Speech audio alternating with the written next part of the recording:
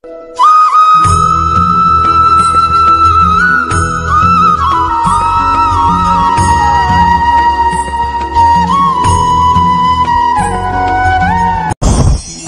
আসলে কি? আমরা সবাই জীবনে অমৃত লাভ করতে চাই, কিন্তু এই অমৃত আসলে কি? এ কি অমরত্ব লাভ করার কোনো মন্ত্র, নাকি সামনে এগোনোর কোনো পথ, নাকি অমৃত সেই রস যা অসুর আর দেবতারা সমুদ্র মন্থন করে লাভ করেছিলেন, নাকি সেই ওষুধ যা ঋষি মুনিরা ভ্রমণ করে খুঁজে বের করেছিলেন? অমৃত যদি কিছু হয় তাহলে তা হলো আশা। কখনো কোনো মাতাকে দেখুন, উনি নিজের সন্তানকে কত আগলে রাখেন, তার যত্ন নেন, তার পালন পোষণ করেন, এই আশা নিয়ে যে পরবর্তী জীবনে এই সন্তান খুব বড় কিছু করবে, ওনাদের খুব ভালোবাসবে। এবার আগামী দিনে কি হতে চলেছে তা আমরা জানি না, পর মুহূর্তে কি হতে চলেছে তা আমরা জানি না, আগামী মুহূর্তে আপনি জীবিত থাকবেন কিনা সেটাও আমরা জানি না। কিন্তু আমরা অনেক বছরের পরিকল্পনা বানিয়ে ফেলি, সেটা অবশ্য মন্দ নয়। দেখুন, জীবন যাপন করার এই আশা, এটাই ভবিষ্যতের আধার হতে পারে। তাই এই আশা হলো গুরুত্বপূর্ণ, তাই একে নিজের সাথেই রাখুন। কথায় আছে যে ব্যক্তি নিরাশ হয়ে পড়েন, যার মধ্যে কোনো আশা বাকি থাকে না, তিনি হয়তো বেঁচে আছেন কিন্তু একটা মৃত জীবন যাপন করছেন। তাই এই আশার সঙ্গ কখনো ত্যাগ করবেন না, একে চিরকাল নিজের সাথেই রাখুন। জীবন আনন্দময় হয়ে উঠবে, আর এই হৃদয় তা ভালোবেসে বলবে রাধা রাধা। মানুষের সবথেকে বড় শক্তি কি? তার বাহুবল, অর্জন করা ধন, নাকি তার পেছনে দাঁড়িয়ে থাকা তার সমর্থক বা প্রশংসকদের দল, নাকি ঈশ্বরের আশীর্বাদ? সেটা কি? মানুষের সবথেকে বড় শক্তি হলো একটাই, আর তা সকলের মধ্যে আছে, আর তা হলো তার নিজের অস্তিত্ব, যা অন্য কারোর মধ্যে নেই। সংসারে অনেক লোক রয়েছেন, কিন্তু কেউ আপনার মতো নন। এটা হলো আপনার শক্তি, এ হলো আপনার নিজস্ব শক্তি। দুর্ভাগ্যবশত বেশিরভাগ মানুষ এটা বুঝতে পারেন না, নিজের শক্তিকে চিনতে পারেন না। কিন্তু যদি আপনি চিনতে পারেন, তাহলে আপনি নিজের অন্তরে অনুভব করবেন একটা অসীম শক্তির অস্তিত্ব। যে সাফল্যের পথে আপনি চলছেন, আপনি দেখবেন যে এই সাফল্যের দ্বার নিজে থেকেই খুলে গেছে। শুধু প্রয়োজন হলো নিজের এই শক্তিকে চিনে নেবার, নিজের এই বিশেষত্বকে বোঝার। কারণ এই যে আপনার বিশেষত্ব, এ কোনোদিনও আপনার থেকে দূরে চলে যাবে না, চিরকাল আপনার সাথে জড়িত থাকবে। যদি আমি বাহুবলের কথা বলি, সময়ের সাথে সেটা চলে যাবেই। যদি কথা বলি অর্জিত ধনের, তাহলে সময়ের সাথে সেটাও চলে যাবে। মিত্র, পরিবার, বন্ধু, আশীর্বাদ, এই সব কিছু আপনার থেকে দূরে চলে যেতে চলেছে, সেটা আপনিও জানেন। কিন্তু এই যে আপনার অস্তিত্ব, আপনার বিশেষ শক্তি যা শুধু আপনার সাথে আছে, তা চিরকাল আপনার সাথেই জুড়ে থাকবে। দরকার হলো শুধুমাত্র এটা চিনে নেওয়ার, নিজের উপর বিশ্বাস রাখার, আর জীবনে এগিয়ে চলার। আপনি যদি এটা করেন, তাহলে সবাই এটা দেখে আপনার থেকে শিক্ষা নেবেন। তাহলে এটাই করুন, আর আমার সাথে ভালোবেসে বলুন রাধা রাধা। জীবনে অনেক সময় আমরা সমস্যার জালে এমন ভাবে জড়িয়ে পড়ি যে আমরা বুঝতেই পারি না যে আমাদের কি করা উচিত, কার সাহায্য চাইবো, কার সাথে দেখা করব, বুঝতেই পারি না। অনেক সময় এমন হয় যে সমস্যা আমাদের থেকে শুরু হয় না, অন্য কারোর থেকে শুরু হয়। অনেক সময় এই সময় এমন খেলা খেলে যে আপনি সেই সমস্যায় ফেঁসে যান। কিন্তু সমস্যা যেখান থেকেই শুরু হোক না কেন, সেই সমস্যার সমাধান আপনাকে করতেই হবে। অনেক সময় মানুষ এমন বলেন, আমার অতীত এত বাজে, সেটা শুধরে কি হবে? এই ভুলটাই তারা করে বসেন। দেখুন, আগে যা হয়ে গেছে, যা শুধুই অতীত, যা সত্য তা কখনো বদলানো যাবে না। কিন্তু এটাও সত্যি যে এখন থেকে সামনের যে পথ, সেটাও আপনার হাতে রয়েছে। আপনি একে ভালোও বানাতে পারেন, খারাপও বানাতে পারেন। তাই আপনার এটা শুধরে নেওয়াই উচিত। কারণ মানুষ আসলে তার নিজের অতীতকে নয়, তার বর্তমানকে প্রভাবিত করতে পারে। এই বর্তমানই পরবর্তীকালে অতীত হবে, যা আপনি শুধরে নিতে পারেন। তাই আপনি সেই চেষ্টাই করুন, নিরন্তর চেষ্টা করুন। ধনাত্মক দৃষ্টিভঙ্গি নিয়ে নিজের বুদ্ধি প্রয়োগ করুন, সাহসের সদ্ব্যবহার করুন, যাতে আপনার আগামী সময় আপনি আরো ভালো করে তুলতে পারেন। আপনার সমাপ্তি আর সমাপ্তির পথে এই যাত্রা, তাকে আপনি সুখময় করে তুলতে পারেন। তাহলে এটাই করুন আর আমার সাথে ভালোবেসে বলুন, রাধা রাধা। আমাদের এই বর্তমান আর ভবিষ্যৎকে সুন্দর করার উপায় কি? কেউ বলবেন আজ নিরন্তর পরিশ্রম করতে থাকো, কর্ম এবং চেষ্টা করতে থাকো। তার থেকেও বেশি গুরুত্বপূর্ণ কিছু আছে, বিগত অতীতের সাথে শান্তি স্থাপনা করা। কারণ অনেক সময় আপনার এই অতীত আপনাকে সামনে অগ্রসর হতেই দেয় না। আর অতীতের এই বিতৃষ্ণা যদি আপনি ভুলতে না পারেন, তাহলে বর্তমানের এই মিষ্টি সুখ আপনি কিভাবে উপভোগ করবেন, ভবিষ্যৎকে কিভাবে সুন্দর বানাবেন? তাই এই অতীতকে ভুলে যান, এর থেকে যা শিক্ষা প্রাপ্ত করার করে নিন, আর বর্তমান এবং ভবিষ্যৎকে আরো সুন্দর করে তুলুন। আর আমার সাথে ভালোবেসে বলুন, রাধা রাধা। কথায় আছে যে নিজে করে দেখো, নিজে অভিজ্ঞতা প্রাপ্ত করো, নিজে শেখো, নিজে জানো। এতে কোনো কিছুই অনুচিত নেই। দেখুন, এমন নতুন কিছু করা যা আজ পর্যন্ত কখনো কেউ করেননি, তার থেকে যে অভিজ্ঞতা আসবে তা না শুধু আপনার জন্য বরং সবার জন্য লাভদায়ক হবে। যারা আপনাকে দেখে শিখছেন তাদেরও এতে লাভই হবে। কিন্তু সমস্যা কোথায় উৎপন্ন হয় সেটা আমি আপনাকে বলি। আমাদের জীবনকাল এতটাও বড় নয় যে প্রত্যেক কাজ করে আমরা অভিজ্ঞতা দ্বারা কিছু শিখতে পারবো। এবার ধরুন, এই যে আগুন গরম হয়, এটা জানার জন্য সংসারের প্রত্যেক মানুষকে আগুনে হাত দেওয়ার কোনো প্রয়োজন নেই। সংসারে অনেক লোক রয়েছেন, অনেক মহাপুরুষ ছিলেন, বিদ্বান লোক ছিলেন, বুদ্ধিমান লোক ছিলেন, যাদের অভিজ্ঞতা দ্বারা আমরাও শিখতে পারি। ওনাদের জীবনকে দেখে আমরাও অভিজ্ঞতা লাভ করতে পারি। যদি এটা করেন তাহলে জীবন আরো কিছুটা সরল হয়ে যাবে। নয়তো আমাদের কাছে তো বিকল্প রয়েছেই। আগুনে হাত দিয়ে দেখুন, সমুদ্রে ঝাঁপ দিয়ে দেখে নিন, অনেক বিকল্প রয়েছে। সিদ্ধান্ত আপনারই। তাই সঠিক সিদ্ধান্ত নিন আর আমার সাথে ভালোবেসে বলুন, রাধা রাধা। জীবনে যখনই আমাদের সামনে কোনো সংকট আসে, তখন আমাদের সামনে দুটো পথ খোলা থাকে। প্রথম পথ ভয়ভীত হয়ে যাওয়া, দ্বিতীয় পথ সাহসের সাথে তার সম্মুখীন হওয়া। এই দুইয়ের উদ্দেশ্য সমান, লক্ষ্য হলো সমান, আত্মসুরক্ষা, জীবন রক্ষা। কিন্তু ভয়কে দুর্বল মনে করা হয় আর সাহসকে আপনার বল বলে মনে করা হয়।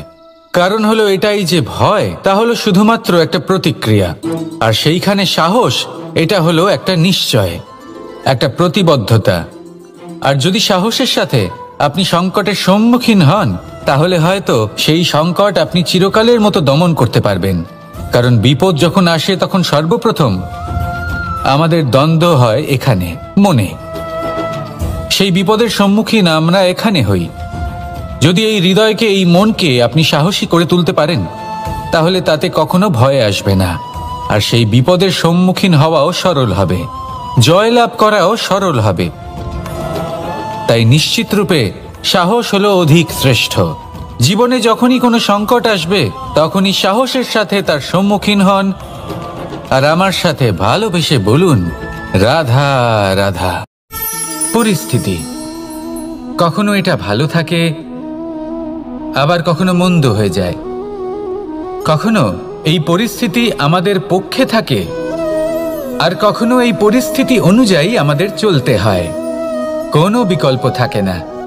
কিন্তু যখনই এই পরিস্থিতি খারাপ হয়ে যায়, তখন কি করা উচিত সেই প্রশ্ন মনে জেগে ওঠে। পরিস্থিতি যখন প্রতিকূল হয়, তখন আমরা কিছু হারালে তা হারিয়ে ফেলি, ঠিক আছে, কিন্তু যা বাকি আছে সেটা আমরা আগলে রাখতে পারি। পরিস্থিতিকে সামলে রাখার চেষ্টা আমরা অবশ্যই করতে পারি, শুধু সেটুকুই আমাদের হাতে রয়েছে। কিন্তু এর থেকেও বড় সমস্যা আছে, অহংকার। কখন প্রবেশ করে আমরা জানতেও পারি না। এই অহংকার আপনাকে বুঝতেও দেবে না যে আপনি সত্যি কিছু হারিয়েছেন। আপনার কিছুই যাবে আসবে না। দেখতে গেলে আকাশের সূর্য নিজের প্রকাশ হারিয়ে ফেলে যখন অন্ধকার ঘনিয়ে আসে। তাহলে আমরা কে হই? ওনার সামনে তো কিছুই নই। এই অহংকার আমাদের দমন করতেই হবে। এটা বিশ্বাস করতে হবে যে এই সমগ্র সৃষ্টিতে আমরা শুধুমাত্র একটা কণা, তার থেকে বেশি আর কিছুই নয়। বিশ্বাস করতে হবে যে আমরা ততটাও বড় নই যে কখনোই কিছুই হারাবো না। এবার যেদিন এই জ্ঞান আপনি আত্মস্থ করে নিজের আচরণ পাল্টাবেন, মনে রাখবেন সেই দিনই অহংকারকে দমন করতে আপনি পথে অগ্রসর হয়ে পড়েছেন। এই অহংকারকে দমন করুন আর আমার সাথে ভালোবেসে বলুন, রাধা রাধা। তালা অনেক পুরনো একটা আবিষ্কার। যবে থেকে এই সংসারে বহুমূল্য বস্তু নির্মিত হয়েছে, তবে থেকেই এই তালা নির্মাণ হয়েছে। তবে থেকে এর ব্যবহার করা হয়েছে, যাতে উচিত সময় এলে পরে আমরা আমাদের বহুমূল্য জিনিসগুলো সুরক্ষিত রাখতে পারি এবং সময় এলে পরে বের করে সেগুলি ব্যবহার করতে পারি। এবার একটা গুরুত্বপূর্ণ তথ্য আছে যেটা জানা অত্যন্ত গুরুত্বপূর্ণ, এবং সেটা হলো যে একটা তালা নির্মাণের পূর্বে তা খোলার যন্ত্র অর্থাৎ তার চাবিটি নির্মাণ করা হয়, এবং এটাই জীবনের খুব বড় একটা শিক্ষা প্রদান করে যায়। আমাদের জীবনে যখনই কোনো সমস্যা আসে তখন ভয়ভীত হওয়ার কোনো দরকার নেই, কারণ এই প্রকৃতি, এই ঈশ্বর এই সমস্যার সমাধান তথা এর চাবি আগে থেকেই নির্মাণ করে রেখে দিয়েছেন। শুধু দরকার হলো সেই সমস্যার ঊর্ধ্বে উঠে সেই সমাধান খুঁজে বের করা। মানুষ অনেক সময় সমস্যা দেখে ভীত হয়ে পড়েন, চিন্তিত হয়ে পড়েন, নিজের বিবেক হারিয়ে ফেলেন। আপনার শুধু এই মনকে শান্ত করা প্রয়োজন। এই শান্ত মনের সাথে এই সমস্যার নিবারণ খুঁজে নিতে হবে। তাই সমস্যা যতই তীব্র হোক না কেন, ভয় পাওয়ার কোনো প্রয়োজন নেই। পরম শান্ত মনে সমাধান খুঁজে বের করুন। আসুন আমার সাথে ভালোবেসে বলুন, রাধা রাধা। মানুষ বড়ই বিচিত্র প্রাণী। অধিক থেকে অধিকতর ধন লাভ করার চেষ্টায় নিজের শরীরকে নষ্ট করে ফেলেন, নিজের শক্তি হারিয়ে ফেলেন, নিজের সামর্থ্য হারিয়ে ফেলেন। আর যে ধন লাভ করেন সেটা কোথায় যায়? সেই শক্তি, সেই সামর্থ্যকে আবার ফিরে পাওয়ার জন্য। আর কিছু মানুষ জীবন এমনভাবে যাপন করেন যেন তা কখনোই শেষ হবে না, কিন্তু শেষ তো সবারই হবে। আর যখনই শেষটা কাছে চলে আসে তখন মানুষ এটা বুঝতে পারেন যে সে জীবনকে উপভোগ করেননি। তার কারণটা কি? লালসা। এই লালসা জন্ম দেয় লোভকে, আর এই লোভ জন্ম দেয় আপনারই বিনাশকে। সেই জন্য আজ আপনার কাছে যা কিছু আছে, যেমনটা আছে তার সাথে জীবন যাপন করুন, পূর্ণরূপে যাপন করুন। আপনার কাছে যতই ধন, শক্তি, মান থাকুক, তা সবার মধ্যে ভাগ করতে শিখুন। ভাগ করলে ভালোবাসা বাড়ে, আর এই ভালোবাসা দ্বারা জীবন আরও সুখময় হয়ে ওঠে। তাহলে আসুন আর আমার সাথে ভালোবেসে বলুন, রাধা রাধা।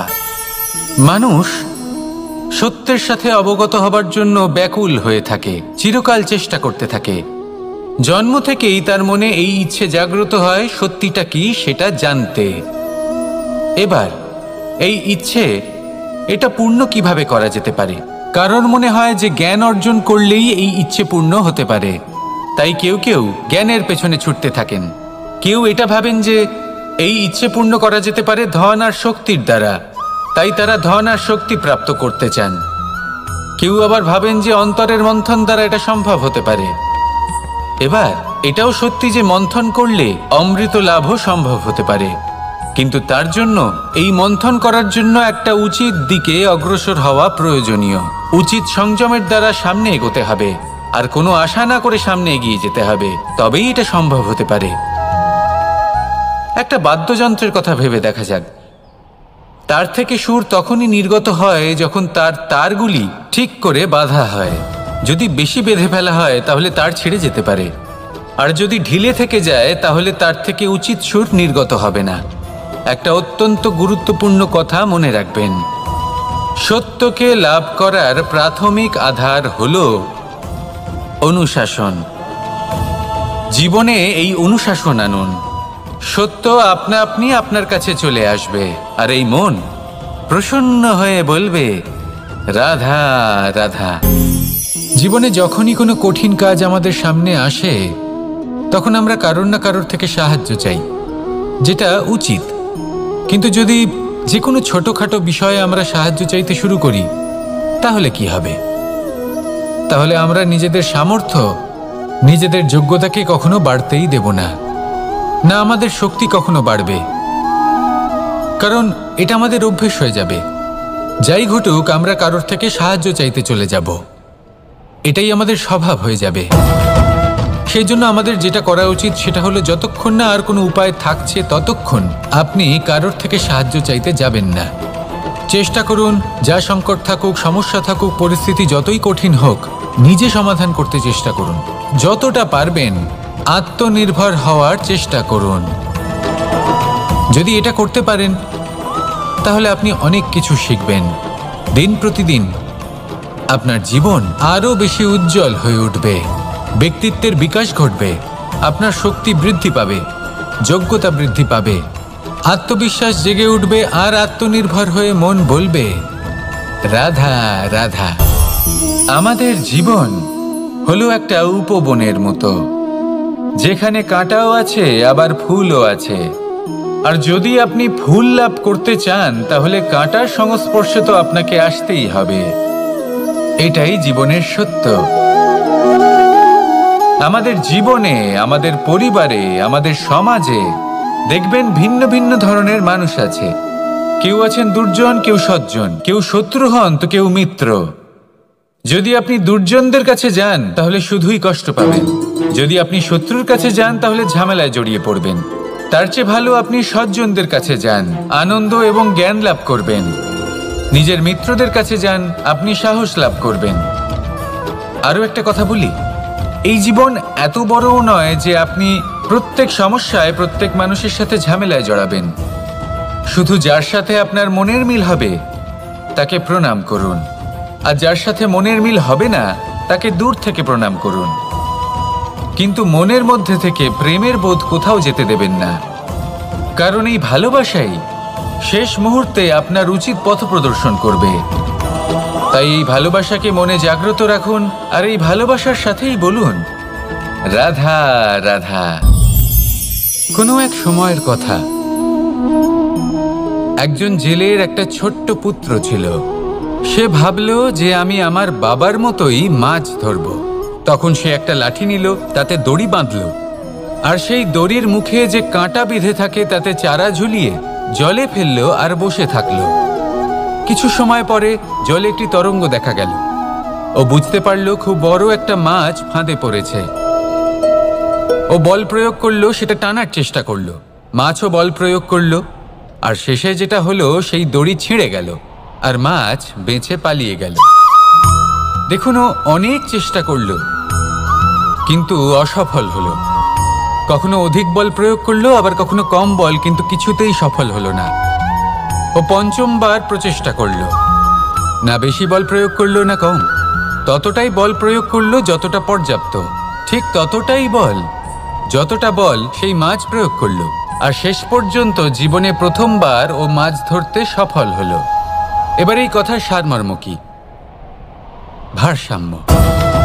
এটাই হলো জীবনের